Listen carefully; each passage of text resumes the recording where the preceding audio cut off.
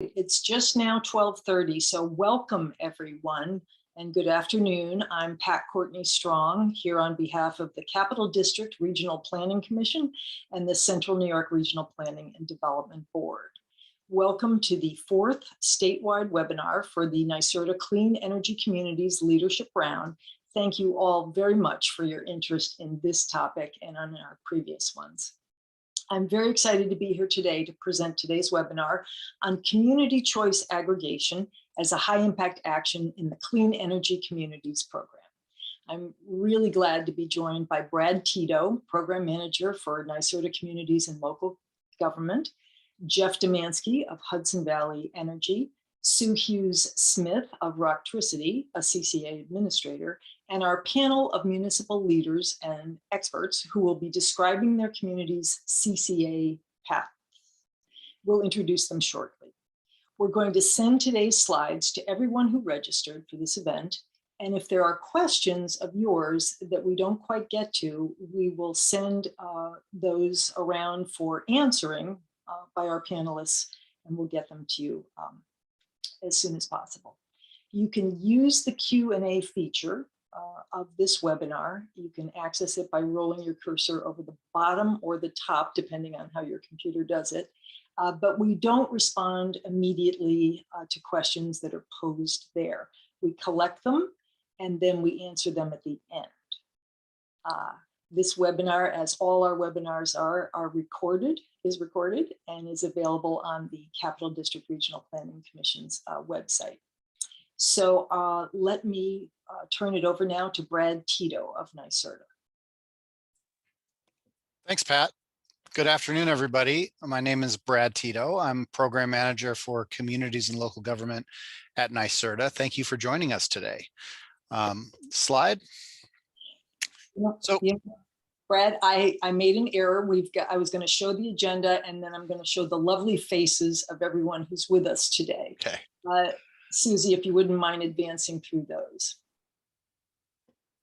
We have our speakers, Brad, Jeff, and Nancy. This is the order you'll be hearing from them in. Nancy is Supervisor Town of Mamaroneck. Next slide. And then Robert Alberti, Town of Clarkstown, Deputy Mayor John Wadach from Lima, and Sue Hughes Smith, as I said, from Roctricity. Okay, back on track, Brad. Great, thanks, Pat. Yeah, next slide. So, and next slide. So New York has probably the most aggressive climate and clean energy initiative in the nation. In 2019, the Climate Leadership and Community Protection Act was passed, and it calls for 100% zero emission electricity by 2040, including 70% renewable energy generation by 2030. Next slide. Governor Hochul recently increased the solar goal to 10 gigawatts of solar by 2030. That's enough to power 1.7 million homes. Today's solar market is extremely active. 2021 is on track to be New York's largest year yet for solar installations. And you can see here on the slide, these are the various CLCPA goals. So we've accomplished a great deal, but we have a lot more work to do. The state can't do this all on our own. We need all levels of government, the private sector, and the public to engage in a coordinated and sustained effort to achieve these goals. Nearly 200 years ago, Alexis de Tocqueville described local governments as the foundation of democracy in this country. And the reason is, local governments are closest to those it serves. Local elected officials, members of sustainability committees, conservation commissions, community volunteers, you imbibe the spirit of your community, and it's really your duty to improve its welfare. And that's why we're here today talking about community power programs. And just imagine for a second a world where our communities are powered with 100% clean, renewable energy. That's a really important objective, and CCA can be a giant leap forward towards realizing that vision. And here's the thing, it's something that local government officials need to authorize in order to make it happen. And it's required that you conduct a lot of local outreach and engagement as part of the program. So it's really designed to be a community-led initiative. And that's a very powerful idea. But whether it's stretch energy codes or LED streetlights or electric vehicles or putting solar on the closed landfill, local governments are already providing exactly the kind of leadership we need to tackle our most serious energy challenges. Next slide. And that's why NYSERDA launched the Clean Energy Communities Leadership Round earlier this year. So the question is, do you want the benefits of clean energy, but you struggle with tight budgets and limited staff? Well, if so, Clean Energy Communities is for you. Next slide. So to date, 672 communities in New York State have completed more than 2,300 high impact actions. That's more than 18 million New Yorkers. Over 90% of the state's population live in communities that are taking action through this Clean Energy Communities program. Actions that save money, grow the economy, and move our society away from fossil fuels. And there are 373 designated clean energy communities. And it's just a testament to the hard work and dedication of community members, elected officials, municipal staff, and volunteers across the state. Literally thousands of people are involved in these efforts. And Clean Energy Communities provides grants and free technical assistance from a statewide network of coordinators. And we'll put a link into the Q&A, or we'll get it to you afterwards, some information about how you can find your community, your coordinator, because they provide clear guidance on a path forward for what communities can do. So do take advantage of them. Next slide. Now, these are the high impact actions that local governments can take to become a designated clean energy community and to earn grants and recognition through the program. Communities receive points for each action they complete, and then they can redeem those points for grants. And let me just point out that community choice aggregation is the highest point getter on the list. And there's a reason for that, which I'll get into in a few minutes. Next slide. Now, CCA allows local elected officials to choose where the energy comes from for their community. It's a program to purchase power in bulk for virtually all homes and small businesses within a participating jurisdiction. And if your community wants renewable energy, CCA can help make that happen. And all eligible customers are automatically enrolled into the program. It's an opt-out program. This is the defining characteristic of CCA. Customers are automatically enrolled, and then they can choose to opt out. Now, the city, town, or village government, they pass a local law to authorize CCA. With the help of a CCA administrator, they enter into an energy supply contract on behalf of local residents. And again, this is all done in conjunction with community outreach and education. Selecting an administrator is probably the first step. And we offer an RFP template, a request for proposals template in our CCA toolkit that can help you find an administrator that meets your local needs and priorities. And we'll put a link into the toolkit in the chat, or we'll get it to you afterwards. But there's some useful information in there that you can use in developing your own solicitations for CCA administrator services, if that's the direction that you want to go. Today, there are about 150 New York communities that have passed a local law to authorize CCA. That includes 20 cities, 66 towns, 59 villages across New York State. So there's a lot of people that thought this was a good idea, so they're moving forward. Today, more than 70 municipalities have fully implemented CCA and are currently receiving CCA electricity supply. More than 70% of these communities have chosen 100% renewable energy as their default supply. And so roughly 150,000 homes and small businesses are receiving electricity supply through CCA today. Now, the potential to reduce carbon emissions is significant. It's because you're taking this huge electrical load, consisting of thousands, in some cases, tens of thousands of homes and small businesses, and you're switching them over to zero emission electricity. In local governments that have completed climate action plans, that electricity is a major source of emissions. And CCA communities can claim major reductions in their carbon footprint. So to put this into perspective, according to the 5 cities energy master plans that were prepared by the New York Power Authority a few years ago, just as an example, Syracuse, electricity accounts for 28% of all community greenhouse gas emissions. In Buffalo, it's 22%. Rochester, it's 21%. They're already doing CCA. In Yonkers, it's 18%. They're on their way to doing CCA early next year. So by switching to renewable energy, these communities would be able to claim major progress towards state and local clean energy goals. I mean, think about it, a 10, 15, 20% reduction in your carbon footprint from this one green initiative. So it's a pretty exciting opportunity and one that is available to your community as well. But renewable energy is the foundation. The vision for CCA is achieved when we capture the economic benefits of community solar, of energy efficiency, of heat pumps and electric vehicles, demand response, energy storage, using the power of numbers to build market clout, negotiate better prices and terms. That's what's going to help move the needle on climate change. Next slide. So chief among these opportunities is what we call opt-out community solar. This is where, with the authorization of the local government, CCA participants, again, homes and small businesses, are automatically enrolled into community solar or other community distributed generation resources, also called CDG.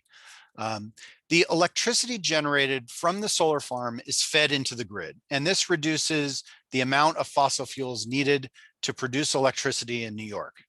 So once a home or small business is enrolled in a community solar project, they typically receive 5 to 10% discount on their electricity bill. I think Jeff is going to go into showing you how these discounts appear on your electricity bill when you are part of one of these programs. But the key factor here is scale. We're not talking about signing people up one by one, which is very expensive. Opt-out community solar allows CCAs to enroll hundreds or even thousands of people at once. So if residents don't like it for whatever reason, they can opt out without fee or penalty. But this significantly reduces the soft costs associated with solar, makes the economics of solar all the more attractive. It's also helping drive investment in jobs right here in our local communities. So look, if you're willing to consider CCA for your community, NYSERDA can help. Please do not hesitate to take advantage of our clean energy community coordinators and the free technical support and tools and resources they provide. They can definitely help you get started. And next slide. Here are a bunch of other things that you can offer as part of your CCA. There's just a lot that can be accomplished using this kind of community power program. And you just see here some heat pumps, some energy efficiency programs, some solar for all, which helps low-income customers. See a demand response app that folks are offering in the Sustainable Westchester CCA program, energy efficiency, renewable energy. It's all here. Okay, so please, thank you for inviting me here today. I'm happy to answer any questions you may have. This is my contact information, and I'll turn it back to Pat. Thank you. Terrific, Brad. Thank you for painting such a really clear picture for us. All right, next up we have Jeff Domanski. He's the Executive Director for the Center for Economic and Environmental Partnership, and he directs the Hudson Valley Energy Program. Jeff's team is working with the Hudson Valley Community Power and Rockland Community Power Partnerships as the local program manager, providing program support and guidance to cities, towns, and villages in community choice aggregation. Welcome, Jeff. Thanks so much, Pat. And the one, I get to wear 2 hats here in the state. So I play a role through Hudson Valley Energy Program that Sue will describe, a local program manager for active CCA programs. And I also get to be on the state team for the Clean Energy Communities Program as a subject matter expert to help people understand what CCA is. And so I've had the pleasure of really, I think, thousands of conversations with folks about what CCA is and what it's not. And so what I'm going to share with you is one slide with a lot of animation as I walk through it that takes it from the other perspective down, as Brad said, to provide a 101 to understand what it looks like from the customer perspective. And to do that, my constant pursuit of a good infographic, that's what I'll share next. So please go to the next slide, we'll start it out. And so this is a lesson on the utility bill, understanding what it is. And this is an area that people don't often think about. People don't necessarily know how to navigate their utility bill. And so I think that it's a bit of a Where's Waldo opportunity here. One, to understand what your utility bill is, that it's more than just paying the electric company and that's it. There's actually 3 sections of the utility bill that I'll walk through. And there's a Where's Waldo aspect in that we're going to look for 2 of the tools that Brad talked about that are part of what I use the analogy of CCA, Community Choice Aggregation, as a Swiss Army knife, where there's a lot of tools in there that can be used by a municipality that enables it. And the 2 main tools that Brad talked about are this group buying club enabled by the town for electricity supply, and what can be done for accessing in a very easy way community solar for the community members and the communities that do this. And so we're going to look at the bill and we're going to look for where this electricity supply opportunity lives on the bill and where these solar opportunities live on the bill. And before we dive in, I'll just say one last thing, that these 2 main tools of community choice aggregation are opportunities that are available to community members that are not in CCA programs, to all utility customers in New York State. They can do this individually. They can look for an alternative supply option. They can enter into a community solar arrangement or put solar on their home. One of the wonderful aspects about community choice aggregation is I term it as a gift of the municipality to cut through what can be a lot of decision hurdles and confusion and complexity around energy market decisions, to make it easy for people to take advantage of the good opportunities that are out there. All right, so let's dive into the 3 sections. And the first one I'll talk about is the delivery charges section. So Susie, if you could advance a couple of buttons there, and we'll see that when I talk about the utility bill, the generic version of the utility bill is in the middle. And there's the delivery charges section is at the top, and it has line items that if you look at the detailed page of your utility bill, there are a number of line items in there. Now, the delivery charges section is the section by which the customers pay for the infrastructure, the wires, the poles, the meter on your house, to deliver electricity between where it's made, the source or the supply, which we'll talk about in the next section, and the customer. So this is the infrastructure to get power from where it's made to the customers. In this way, your utility company is like FedEx or UPS or the United States Postal Service. They don't make the package. What is not included in the delivery charges is not the production of the energy or the electricity in this case. It's getting it from someone who makes it to the customer. The choices are on the far right for each section. So the choices in the delivery section for a customer, there are none. This is how the utility company makes money. And so there is no alternative for customers. The good news is, though, whatever choice, whether it be through a CCA program or individually, that are made for supply and or a solar decision, which, to preview, lives down in the payments and adjustments section, you don't lose that relationship with the utility company. So they remain the company that takes care of your power outages. And you can go to them if you have trouble with your billing and the like. So they remain, and that's what they get paid for, to get the power to you reliably. Now, down in the supply section, if we can press the button for me, these are the charges that also have a number of line items in the section. And this is how customers pay for how their power is made and where it's made and the cost of making that electricity. Those line items include, if you look at the second bullet, a rate in dollars per kilowatt hours. And that's the middle column there. That's dollars per kilowatt hour. And that is multiplied by the number of kilowatt. I'm sorry, that's the one on the far right, the way it's formatted now. The middle column is the number of kilowatt hours for how much electricity a customer uses each month.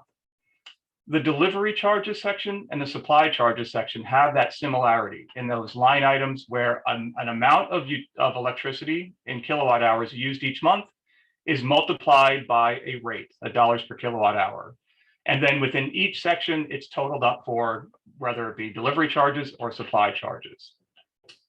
There are choices in the supply section. If we look on the right, you can only pick one. It's like going into a restaurant with a fixed price menu. You can only pick one of the options. The default option in New York State when it comes to supply, predicated on what I said, where the utility company pretty much only makes money on delivery charges. They're not allowed to make money on supply since deregulation went into effect in the late 90s. But the default situation, if a customer doesn't take advantage of the supply marketplace that was established by deregulation, number one is the default choice that the utility company will make that choice on behalf of their customers, and it's a pass-through cost. And then there will be the appropriate line items for the supply charges to be passed from the payment of the customer to the supplier. But there is a private market opportunity. Number two, anybody can take advantage of getting into a contract with dozens and dozens of supply companies that are out there, often called ESCOs or energy supply companies. And that is a private contract that somebody could jump into to designate how much they want to pay for that electricity. Or often people are doing it for renewable purposes to support renewable production. So they can designate where it's coming from with an associated cost and how it's produced. For example, Green Mountain Energy is one of the more common ones that facilitates that. Now, as of 2016, a third choice was offered to communities then through a community choice aggregation program. This is something that, again, as Brad said, enabled by a community passing a local law to do it, but then it becomes the new default choice. And this is the buying club for supply, where an aggregation of communities get together to offer a choice. And it is typically a fixed rate, which is very competitive, chosen through a competitive process for a supplier. That is typically a multi-year benefit, a multi-year contract that has no contract for the individual community members. So it is allowed to be the new default, the opt-out that Brad talked about, but it is something without restriction on the community members. And that's by design of the order. So one of those choices is what people in a community choice aggregation community have available to them. So that is for the paying for electricity you're using each month, which is different than, if you go to the next section, Susie, please. The payments and adjustments section includes credits for the opportunity to take advantage of solar opportunities in the state. If you have a system on your home or business, an on-site system, or if you subscribe to an off-site system, a community system for electricity production, those credits live down here in this section. And notice that there is not a number of kilowatt hours or $1 per kilowatt hour rate in the payments and adjustment section. Your arrangement for producing electricity and taking advantage of that is not based on how much electricity you use each month. It is a credit based on how much your portion of a solar field or the solar on your home or business generates each month, which is based on your historic use, your past average use. It is not based on the amount of electricity you're using each month. In this way, it differs from supply. So your solar production benefit is not your supply. And that's a distinction that we often find it's really valuable to make for people so that they don't get confused between the supply buying club aspect of community choice aggregation and what is offered through a community solar opportunity. So to visit the choices that are available in the solar section, 3 choices here. Number one, a customer doesn't have to do anything about solar. They don't have to put solar on their home or business. They don't have to lease or buy a system. They don't have to subscribe to a virtual ownership of a community system. Or people can do something about that. They can buy or lease a solar panel, or you can't do more than one of these. You can be a virtual owner through community solar. And this is a local, within your utility territory, offsite solar farm. And the general way these work is that it's a guaranteed percentage discount, a credit, a reduction of the charges in your electric portion of your bill. And it can be done privately, as I said, the third bullet, a private contract, or very powerfully, and again, the community leaders help the community members by cutting through the decisions and the confusion to offer an opt-out through community choice aggregation. So CCA lives in both the supply charges opportunities and the solar opportunities that are in the payments and adjustment section. So the last line underneath my table, that in New York State, CCA is a way that you can do electricity supply and or community solar as a benefit for your community members on an opt-out model. And I hope that helps in terms of giving the other perspective from the customer's view. Thanks, Pat. Thank you, Jeff. Thank you. Finally, there's a good reason to really understand your utility bill, right? Okay. All right. Switching over to our next speaker, we're delighted to have Supervisor Nancy Seligson. She has been town supervisor for Mamaroneck since she was elected in 2011. The town is both a New York State designated climate smart community and I believe a clean energy community as well. She's the co-chair of Sustainable Westchester and the New York co-chair of the Citizens Advisory Committee for the Long Island Sound Study. Nancy's a past president and board member of the nonprofit organization Save the Sound and chaired the Westchester County Committee on Non-Point Source Pollution of Long Island Sound. Welcome, Nancy. Thank you for joining us. Thank you, Pat. It's a pleasure to be here, and thank you for putting together all this information because I think it is so important and helpful for municipal leaders. I've been asked to talk a little bit about energy use in the town of Mamaroneck, and then later we're going to speak more specifically about community choice aggregation in each of our communities. The town of Mamaroneck has been really active in trying to reduce our energy use in order to reduce greenhouse gases and participate in improving the climate change situation, as well as saving money. And some of the things that we've done in order to reduce our energy use, well, some have been very high tech and some have been very low tech. One of the first low tech things we did was say that we were going to close our town center twice a week.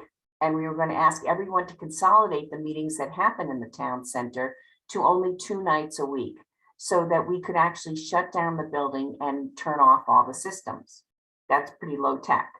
But then in 2014, we implemented an energy performance contract. And that is a tool that's available to all municipalities through New York State law that allows you to actually make large renovations and improvements to capital and infrastructure with an eye toward improving energy performance. And you can do it through one contractor. And that's the beauty of it for municipalities. And there's another great advantage to it as well. There are guaranteed energy savings with an energy performance contract. So we decided, because we had to renovate our ice rink in the town of Mamaroneck, and the ice rink is the largest energy user in the town, that we wanted to do it in a more sustainable, energy efficient way. And as we looked into the energy performance contract option, we realized we could take advantage of this and look at our town center, firehouse, and streetlights as well.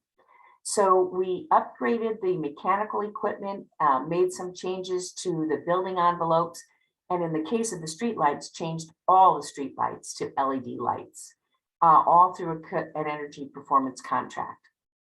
That energy performance contract was done with Honeywell. It's for 20 years, and there's guaranteed energy savings each year. And if we don't make those energy savings, Honeywell actually writes us a check for the difference.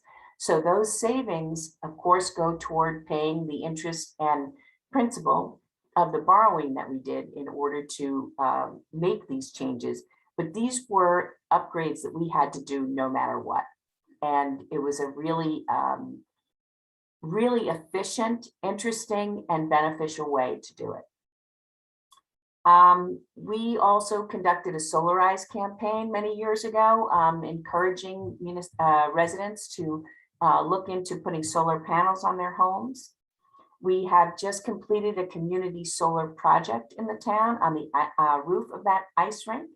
And the community solar project provides revenue to the town because we are leasing the roof to the contractors who built the community solar project. And we first marketed that community solar opportunity, meaning a 10% decrease in your electric bill, to the low and moderate income residents of the town of Mamaroneck. We wanted to make sure that they had the advantage to take advantage of it first. We have installed 4 electric charging vehicle stations in the town of Mamaroneck, working with New York State on getting partial financing for those electric vehicle charging stations. And we are have several electric vehicles in the town, several hybrid vehicles. We are now working with the Clean Energy Communities program to purchase 2 additional electric vehicles. I'm very proud to say that we are the ranked third in the state in the on the Clean Energy Communities program. That makes me very proud. There's a lot of competition going on in that top 3. We also recently conducted a demand response campaign and a community solar campaign, reaching out to residents to inform them of these opportunities and to encourage them to participate. We also adopted the New York Stretch Energy Code recently. And so I am always looking for ways that we can be a leader in reducing our energy in the town, because I feel like it sets a great example for the residents themselves, makes them feel proud of our community, shows the pathway for our sister communities in the state, and it saves us money. I mean, if we can use less energy, that saves us money. And that is really a great part of it. And of course, I am so interested in our reductions in greenhouse gases and trying to take some effort in combating climate change. You know, I really appreciated Brad's quote from de Tocqueville this morning, because I too, of course, as a town supervisor, believe that local government is, well, I'm going to say the most important level of government, because we really are the ones who have our boots on the ground and can make changes and really relate the most to our residents.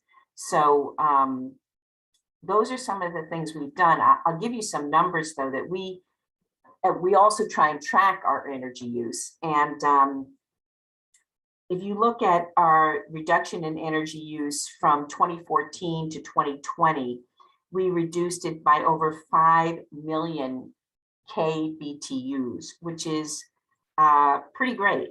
And 439 metric tons of CO2 were removed. So I'm very pleased with that. Okay, do you want me to talk about CCA now as well? I guess so. Okay. You absolutely can, but remember, we're going to delve into a deep dive soon enough too. Okay, so I'll just do the overview then. I didn't, you know, what I neglected to mention in all of that is that we have been part of the community choice aggregation program in Westchester County called Westchester Power. It's part of the Sustainable Westchester program. I happen to be co-chair of the board of Sustainable Westchester, and we've been in it from the beginning, which is now 4 years. The program has 28 municipalities participating in it, and it represents about 115,000 residents and small businesses throughout the county, which is great. And I want to show the next slide, which shows the, no, maybe my other slide didn't get in then, of Mamaroneck. That's okay. It just, Sustainable Westchester has provided us with information that shows in Mamaroneck town. And of course, we're one of the most confusing municipalities in the state, like many others. We're an unincorporated area of the town, but we have one village of Larchmont in the town, as well as half the village of Mamaroneck. So just in the unincorporated area, though, of the town of Mamaroneck, in participating in the CCA program, we've chosen the renewable energy source. And that has not been, those numbers of what energy has been saved have not been included in the energy information I've given you today. But that is the single most important effort that's been done in our community and has saved the most energy, reduced the most greenhouse gases, and really has been a great program for our community. Thank you, Nancy. It's quite a record of achievement. All right, next we'll hear from Robert Alberti. He is the Director of Finance and Chief of Staff for the town of Clarkstown, a new clean energy community. He supports Supervisor George Homan in these roles. Robert manages the town's $147 million operating and capital budgets and presents these to the town board and to the public. He exercises oversight and direction for all town department operations, and he manages $12 million in grant contracts presently. Clarkstown is working with Jewel Community Power to form a CCA. Welcome, Robert. Thank you so much for joining us. Thank you very much. And obviously, I'm here on behalf of Supervisor George Homan, who couldn't make this presentation. He's the gentleman you see there at the bottom being filmed by the Discovery Channel. And I guess I'll start there. That's since 2016, the town converted a former landfill in 13 acres of solar installation on a former landfill. There's 8,744 solar panels on that landfill. And it was the first such project in New York State, you know, that conversion from landfill to solar field. And the renewable energy that's been produced at that facility, you know, it powers approximately 650 homes annually. And the Discovery Channel, they really did their homework and reached out to us. I remember getting a note from Supervisor Homan saying, you know, do you want to, can you make sure they actually want to film me and put me on the Discovery Channel? And sure enough, they did. And it just aired this past Saturday on Discovery Channel and a couple of their other affiliate channels. So if you happen to have Discovery Channel or even Discovery Plus, you know, you might run into this documentary about how solar and wind farms are being utilized across the country by municipalities as well as the private sector to, you know, reduce greenhouse gases and to generate some green on their own. Just other things that Clarkstown's done, just like Mamaroneck, in 2018 converted 3,873 streetlights and 183 decorative streetlights to LEDs, and the greenhouse gas emission savings there are like eliminating the annual electricity use from 217 homes. And I can tell you that when I look at the spending in our street lighting budget from that time to today, and you know, we're about to adopt our budget next week, which is up to now $154 million, but $1 million in savings just on electrical costs related to our street lighting, which I think is really remarkable. And you know, Supervisor Homan has continued to, you know, move the chain, so to speak, on a number of these issues. Last year, you know, we did a couple of rather significant things. We installed 2 electric vehicle charging stations, which you can see right there in that photo. And I'm told that's like removing 2 cars from the road per year. We're looking to expand on that. We have 4 community centers. We have a number of parks, and we're looking to make electric vehicle charging stations a part of all of our capital expenditures at those facilities going forward. And the key thing, and I think the thing that we're talking about today, I mean, we're going to talk about community choice aggregation. We opted to do the 100% renewable, and it's supplying 7,314 residential and small commercial customers. And it's the equivalent of powering about 676 homes annually on renewable energy. And the savings to those ratepayers as of last month was cumulatively $470,000. And I think the thing I'll touch on when we get to speak more about it in detail, I really think that the consumer protection aspect of CCA is extremely important. And, I can talk a little bit more about that. Another cool thing we've actually done, and I'm sitting in a room that has them, we have these motion sensor LED lights that we've installed in our town hall. We also have them across the street at our police and justice court. And it's kind of cool when I'm here late at night, as you walk through the hallways, it's like, you kind of feel like maybe you're like Darth Vader walking through the hallways, because it just sort of do. You kind of keep walking down the hallways, and you kind of feel the power of one individual walking through a dark to light corridor. But besides that, I look forward to expanding a little bit more on the CCA program and our experience in discussing, in basically promoting it to the public, and what I feel the benefits have been to the town outside of just the cost. Fantastic. Thank you, Robert. Really appreciate it. All right. So next up, oh, Nancy, we found your slide. It had slipped in the wrong place. We will have it in the right place when it goes out. It came to us a little on the late side. So next slide should be introducing Deputy Mayor John Wadach, Village of Lima. John served in government in his early years, but then came back after a long career at Monroe Community College, where he chairs the engineering, science, and physics department. John likes to say that he wins over doubters with spreadsheets by showing the dollar savings from energy reductions. Under the Clean Energy Communities program, Lima has completed benchmarking, unified solar permit, high impact actions, and has been awarded a New York State DEC grant for an EV charging station. He's enjoying his role as an educator and an advocate for the newest HIA that Lima is tackling, community choice aggregation. Welcome, Deputy Mayor Wadach. Well, thank you. Let me just say this, first of all, probably most of you are wondering, how do you get this started and can we do it in our community? Let me just tell you a little bit about Lima. And I think you'll see that if it can be done here, it can be done anywhere. Lima is a small village of 2,000 people, about 15 miles south of Rochester. Our median household income is $60,000, so we're not wealthy. It's a very conservative area. It's Donald Trump won handily here. Okay, so it's not, when we started this process 4 years ago, it wasn't like there was a lot of community interest or interest on the board.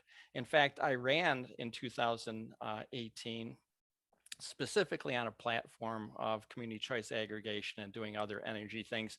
I figured, well, it's a Hail Mary. I don't know if I'm going to get elected, but I want everybody to know that, if they do elect me, this is what I'm going to do. So by a margin of 9 votes, they slipped in. I'm the only non-Republican on the board in our town or on our village. So anyway, we're starting this process, and I had read about the Westchester Power, and I'm all gung-ho, and I'm thinking, okay, we're going to get this in Lima in no time flat. So then I start talking about it, and I see these like blank stares of other people on the board who aren't that interested. So I figured I have to try to get little accomplishments done at a time. So the first thing we did, and Brad had talked about the NYSERDA local consultants that they have, and here in Rochester area we have the Greater Finger Lakes Regional Planning Commission, and they were very helpful and came down to a meeting, kind of just broke the ice and said how you could do some things. So one of the the far-reaching items was CCA. That was the ultimate thing I wanted to get done. But that was far off. So we did little steps along the way to get going. But the first thing I got everyone to agree to was passing the CCA enabling legislation, which gives local power to be able to, to administer a CCA.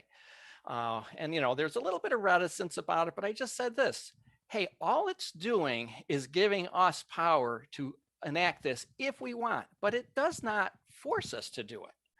So with that, people said, well, if it's something we don't have to do, but it's just something we could do, no problem. So step one, we got it done. All right, then it was, okay, well, since we have the legislation, you know, this is a meeting or two down the road. Now that we have this, why don't we just choose an administrator just in case we do it? And we'll have a contract that just says we're signing up for an agreement for 18 months. If we don't get something that we like, we don't have to do it. And I told everybody on the board, he said, okay, here's the specs. Okay, if it's not 100% renewable and people in Lima can save some money, even if it's 1 cent, okay, we won't do it. Okay.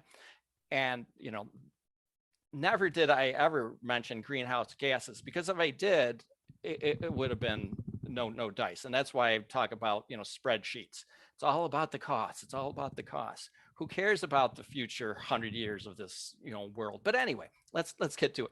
So I said, look, we're never going to do it unless it saves us some money. So they said, okay, fair enough. Okay, we'll go in. We'll see if we can get this done. Well, our 18-month term went by, and we couldn't find anything that could save us any money. So it didn't look very promising. So time went on, and, you know, luckily we had the great fortune to be working with Juul Energy and Roctricity. And, you know, they kept poking around and trying to find something that might work for us. And they came up with an opt-out community solar opportunity for us. And, you know, this was the whole like difference, okay? Because here was something that would save everybody 10% or up to 10%, you know, somewhere around 8 to 10%. So I said, hey, we've got this opportunity. Now, at the same time, you know, I knew we could get that because that was just pure savings. The harder thing was going to be the 100% renewable energy. Okay, because we went out and got a bid for that, and that was a higher cost, okay, than the default supply from National Grid. So if that was all we had was just 100%, you know, renewable CCA, it would never get passed. Because remember, the thing I promised, okay, although I was willing to break a promise to get 100% renewable, but they weren't. I said, you know, it's going to have cost savings. So by coupling, and this was the whole key to getting it done, it really was, okay, it was coupling a opt-out community solar with the 100% renewable, okay?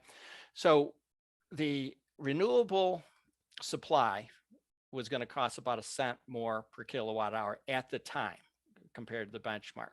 But when we brought in a 10% discount on the entire bill, it was a net positive gain for consumers.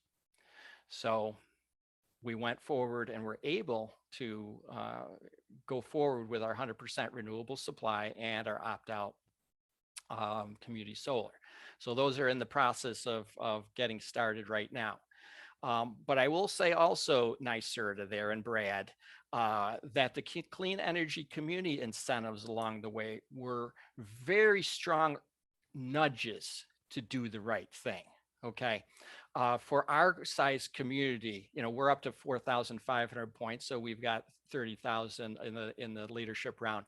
But as soon as Hughes Smith gets me the spreadsheet for our community solar, we'll be at 5,000, and that's going to bring $70,000 into Lima. Now, maybe for the town of Mamaroneck, that's nothing, but the village of Lima only has a tax levy of about $500,000. So $70,000 is a big deal in Lima. And, you know, when there was a little bit of pondering about, should we go with 100% renewable or should we just go with the 50%? I said, look, you're going to leave $70,000 on the table if you don't go with the 100,000. It's just another little incentive, okay, to get people who really don't want to do this to do it. So we got it. And the other plus on this whole thing was with our community solar, as I think Brad was saying, earlier, because it reduces the cost, the soft costs so much in customer acquisition, Juul Energy was able to negotiate in so the Village of Lima would receive a sustainability grant, which is going to be in the vicinity of about 30 to 40,000, which we're going to use for, you know, rejuvenating our street trees. So, you know, overall, it's been made to work here in very conservative and not very wealthy place. And I think the key going forward is trying to couple the community solar with the 100% renewable. But I'm a little bit fearful seeing that utilities are in the process of trying to take the power of community solar away from local, you know, municipalities and take that power to themselves. And I will just say this, if that happens, it'll probably be a death knell for a lot of small communities, because then the economics just won't be there right now for 100% renewable. So, you know, we got it done, you can get it done. Thank you so much, Deputy Mayor Wadach.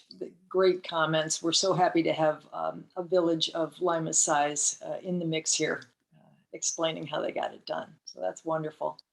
All right, so you've mentioned Roctricity and Sue Hughes Smith a few times. Let's hear from Sue. She is the founding member and part owner of Roctricity, which was formed to advocate for CCA in the Genesee Finger Lakes region. Sue has taught environmental studies and energy policy for 20 years at local colleges and universities, and she's worked in environmental advocacy at the state, local, and federal level, co-founding a climate advocacy organization. At Roctricity, Sue manages operations, municipal relations, and the company's relationship with Juul Community Power. Welcome, Sue. Thanks so much for having me. Appreciate you putting on this webinar and for everyone attending. I'm Sue Hughes Smith, and we can switch slides. That'd be great. And the role, if you click, I think you'll see it come in. The role of Roctricity is as local program manager. So we are not a CCA administrator, but we work with Juul Community Power, who is the approved New York State CCA administrator. And we work specifically with them because of Juul's commitment to 100% renewable CCA programs. So my team went into this as an advocacy, kind of from an advocacy background, looking for solutions to climate change and seeing CCA as a really powerful tool that starts with electricity supply, but does not end there, but enables or empowers communities to continue to take steps towards dealing with efficiency and incorporating demand management, hopefully clean cars like Westchester Community Power has done, and so forth. We see it as a really powerful tool. So my team works with local governments to help them implement and launch community choice aggregation programs by bringing them into a relationship with Juul Community Power. And then we help implement the program by conducting the community outreach and education that's required by DPS. And then we assist residents with enrollment change requests, whether people are looking to join the program or exit the program, have questions about how the program works or their bills. My team staffs a call center, and we work with our community on a daily basis. Next slide. So we're serving a variety of communities. We have Rochester Community Power, which is just the city of Rochester, Monroe Community Power, which are the 4 communities you see listed there, Gateway Community Power, and Finger Lakes Community Choice. And I just want to point out that there's a wide variety of communities, from conservative Lima to a pretty progressive city of Rochester, very close by, but with different goals, with different needs, with different language that you need to use in order to move programs forward. But in every case, communities successfully implement programs when the leadership believes it's the right thing to do. And really grateful for Deputy Mayor Wadach for his leadership, particularly in the village of Lima. Definitely would not have been accomplished without him. And I think that's really true in every community. And all these of the communities we serve, they are involved in different ways and to different degrees. For example, the village of Brockport and Lima could implement the opt-out community solar specifically because National Grid was ready to move forward with that pilot program. Whereas our communities in the RG&E territory, NYSEG territory are still waiting for some, next steps to deal with regulatory hurdles, waiting for full implementation to make that a reality, but we're confident it will be coming soon. The town of Brighton, for example, has just a supply program, and just in the first 9 months of operation, the town of Brighton is saving collectively, $230,000 because they accepted a rate during the pandemic. It was very competitive. And as the economy is rebounding in comparison to, the default supply, the town of Brighton has a fantastic electric rate. And whereas the city of Rochester went to bid just 6 months later, they moved forward with a program that has a very competitive rate with RG&E right now, just launched in January. So look forward to seeing how that plays out, whether we break even or do a little better over the long term. But if you're ideologically motivated, and then you can get it done. That's really the key message. Okay, next. So challenges, education for the local governments themselves and for residents. As it happens, a lot of people are just not that familiar with their energy bills. And it's hard to move communities forward unless they understand what the current situation is and the advantages of change. So there is a lot of opportunity and a lot of need to help people understand what is the grid, how is it operating, how is that reflected on the bills, kind of as Jeff Domanski was indicating earlier. Then communication of program updates and changes. So again, if people aren't looking for information, it's you can bring a horse to water, but you can't make them drink, so to speak. Those challenges continue throughout the program, finding effective ways to communicate with the program participants. The state regulatory changes, as I mentioned before, sometimes we're waiting for those to come through before we can move forward with more exciting programs like the opt-out CDG. And then just general communications between the suppliers and the utilities and the customers. Sometimes customers end up with multiple messages that are not well coordinated because the utilities have to comply with their rules and they aren't able to be as flexible as the suppliers. So there are communication challenges, and the more a municipality is involved in including this communication in their municipal communications with residents, the easier it is for folks to know where to find that information. My team regularly gets calls that says, oh, I have this letter, and this letter from the mayor or from the supervisor said to call you with questions. And so directing all the questions to the single point of communication has been really helpful in addressing any misunderstandings about the program. Next. There are lots of benefits. I think most of these have been addressed. So just briefly highlight that it's a tool for effective change, that it allows access to the clean energy community's grant funding when properly done. It can meet your community's goals for sustainability. You can expand the features over time. It allows residents to access affordably priced electricity supply. And it guarantees savings through solar credits if you implement that portion of it. Next. Here's my contact information, or my team's contact information if you would like to reach us. Thank you so much, Sue. That was great. Thank you. All right, well, so this is just a last slide. It's not quite as nice as Brad's information, which we have been putting in the chat, but the heart and soul of this program is the community coordinators. And so simply you can Google NYSERDA Clean Energy Community Coordinators, and this is what will come up. So that's just there as a reminder. And now we are going to have a group discussion. I'm also, of course, the timekeeper, so I have to say that I'm going to encourage something like lightning round answers, something along the spectrum of lightning round, so we can get to the questions, because we do have some nice questions as well.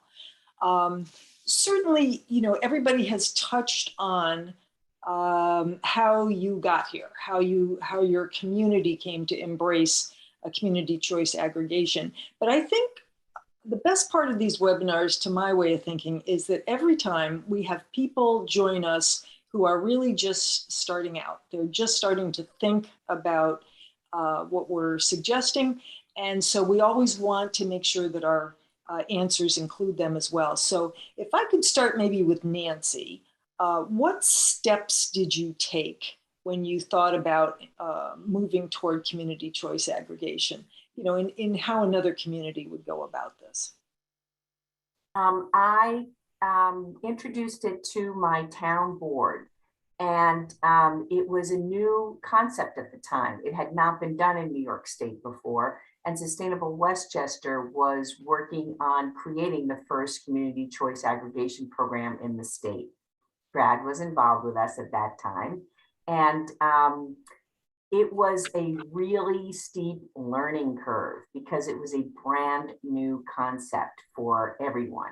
And so we did a lot of talking about it, and we had different people come in to talk to us about it so that we could get a better understanding of it.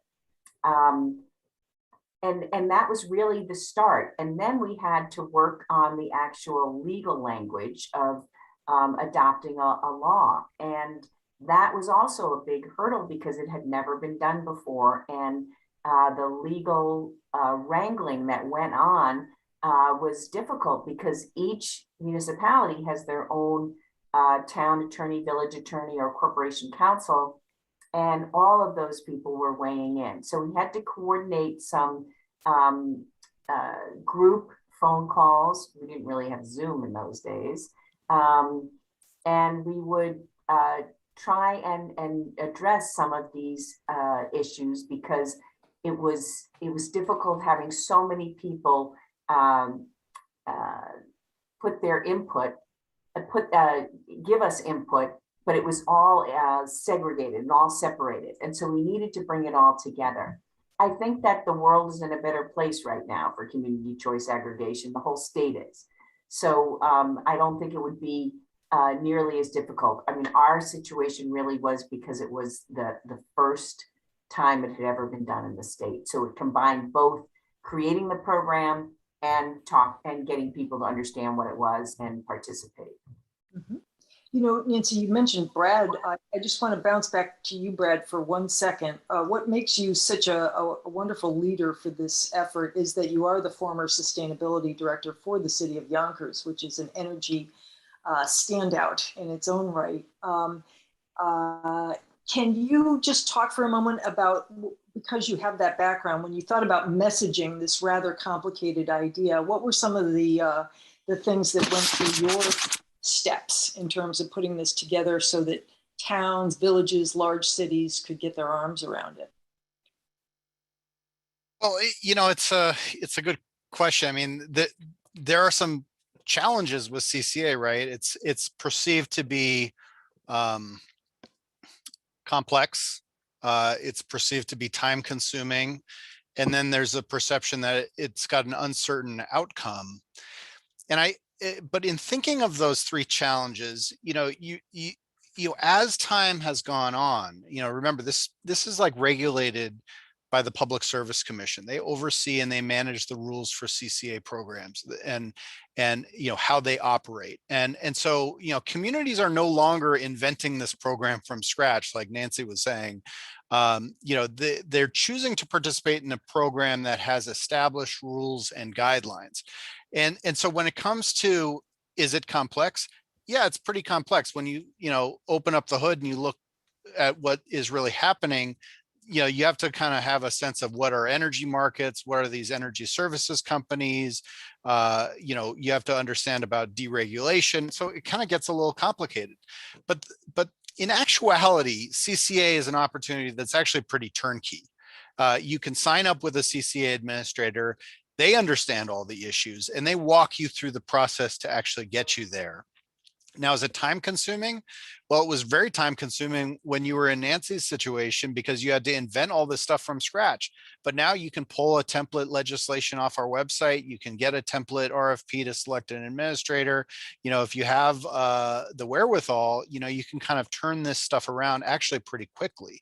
So that's the quick part of it. Now, the uncertain outcome, that remains an issue. I mean, you don't know what the price of electricity is going to be from the utility. So when you're locking in a price at the CCA, you don't know if the utility price is going to be higher or lower over the course of the 2-year contract.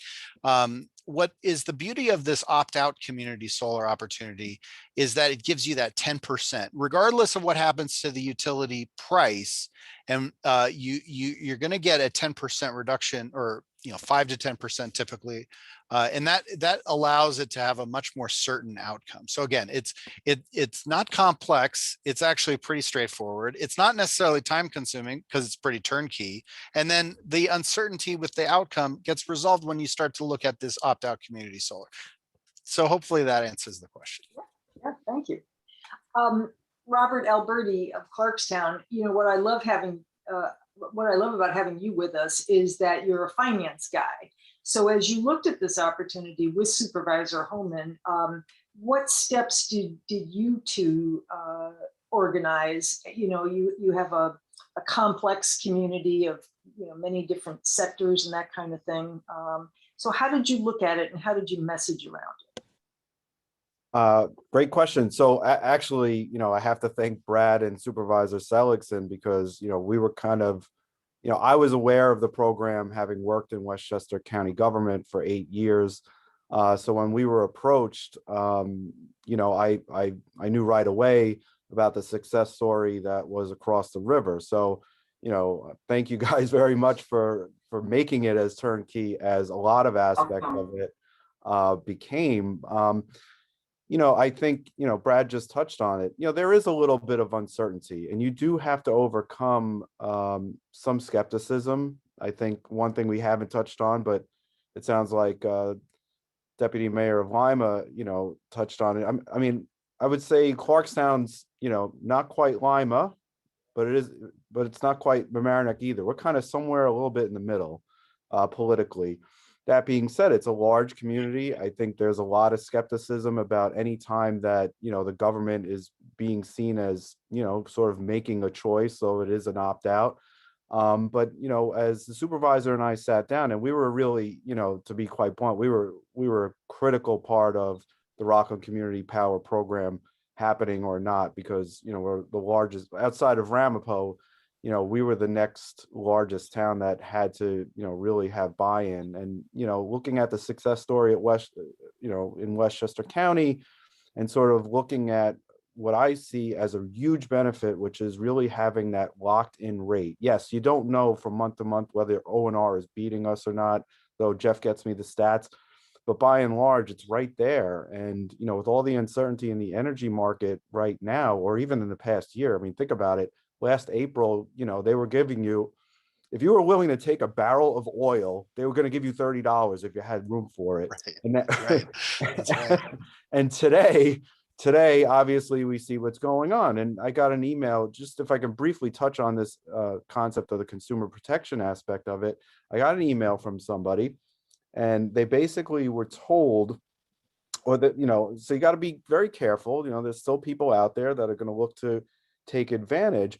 But, somebody's trying to lock in people with cold calls. We know all this, for a 5-year fixed contract, 13 cents per kilowatt hour. All right. Our current program for 100% renewable is 7.167 cents. They have a $200 exit fee. You can opt in and opt out at any time. So from a communication standpoint, and believe me, it's, you will get phone calls. I know as much as you try to push them on to Jeff and everybody, they're going to call. I'm sure Supervisor Seligson knows this. They're going to call you. They want to know just why it is the town has put its imprimatur on this program. And when you really get around to explaining it to people, getting them to understand how their billing works and the electrical supply portion of it, and the fact that as the utility customer, whether you're with Con Edison or in our case, Orange and Rockland, the decision's already been made for you by the New York State Public Service Commission. Now, what we've done is we brought it down to a local level, and we're trying to get people to save money, hopefully in the long run. If anything, though, in these unstable times, giving some stability. And I think there's a real value there that makes the program very worthwhile. So, to me, that's been really the really important aspect of all of this. And yeah, it can be a hard sell. I mean, you go through a bit of a process, but at the end, I think people are very pleased with the program. Mm-hmm. Thank you. Deputy Mayor Wadach, I had in my mind's eye, I see you with your spreadsheets, and they definitely show savings, and you're in a small community, but it's still 4,500 souls. So how did you get the messaging out of the spreadsheet into the community?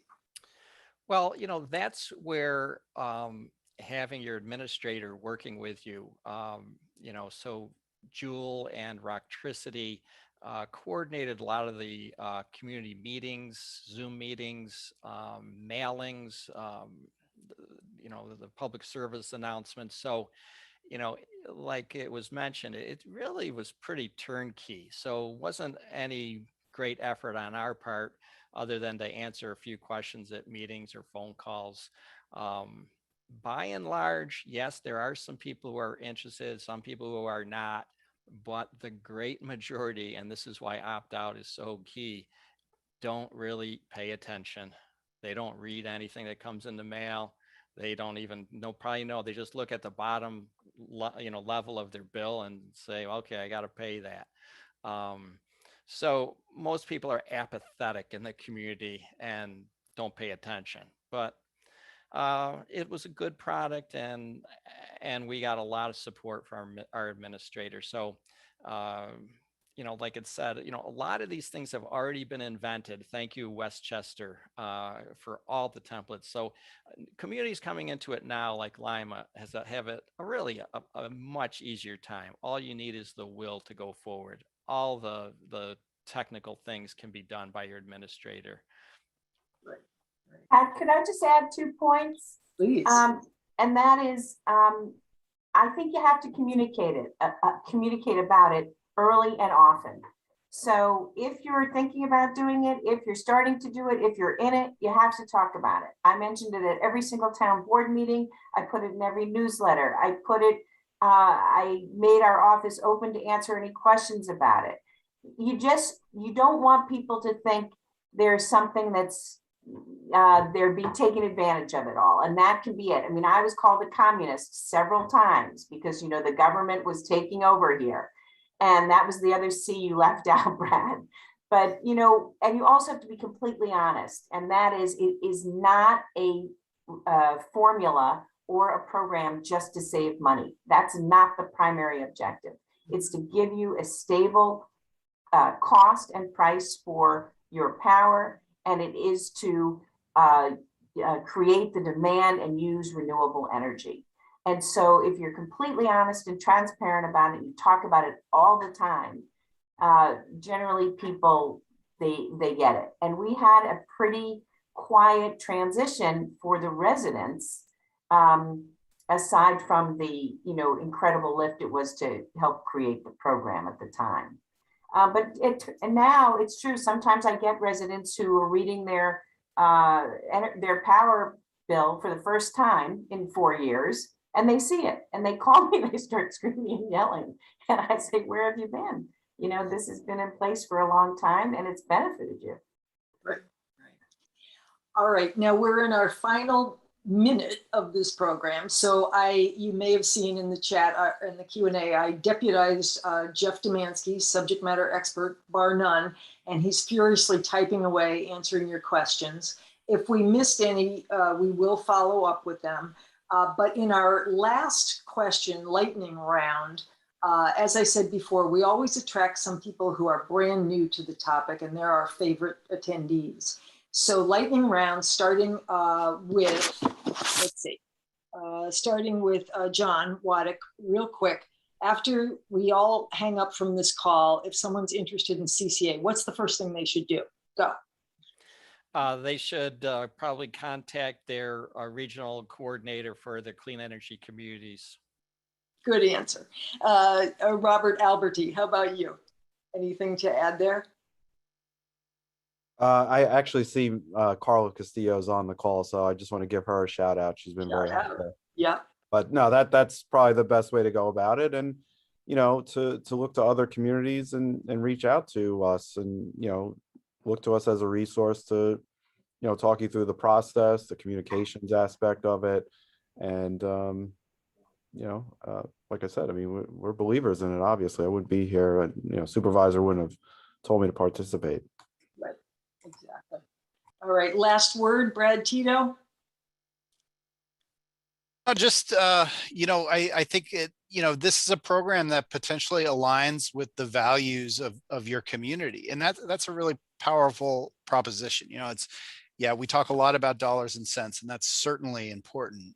But I find that, you know, the 100% renewable, it really does appeal to a lot of people out there who say, you know, finally, you know, my community is doing something important that I can really stand behind. So I'll just leave it with that. Good luck on your journey. We're here to help. Reach out to your coordinator. We'll get you everything you need to take the next steps. And even if you don't want to move forward with it, we'll help you in any way we can. So thank you very much, Pat, for coordinating this call and for all the speakers and for sharing your stories. Thank you very much. Thank you all. And I believe in our audience, you all heard from me through cleanenergycommunities@gmail.com. So if you have a burning question that we didn't address, drop me a line and I'll pass it on. Thank you all very much and have a great afternoon. Bye now. Thank you.